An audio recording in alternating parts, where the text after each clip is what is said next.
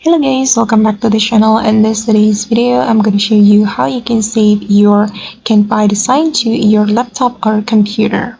So guys, here I have already created a design on my Canva and I'm going to save this design to my laptop. So the first thing you have to do is clicking on the share button. Then we're going to tap on download option right here and choose the file type for your design. Tap on this option. Then there are some types of the file you can choose for your design and I'm going to go with PDF standard. Then after that, we can click on download. Okay, and you have to wait until the process complete. And after the process complete, you can check this design on your computer or laptop.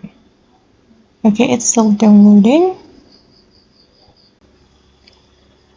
Alright guys, and now the process has been completed. As you can see that the file has been downloaded and we can click on the file to check it.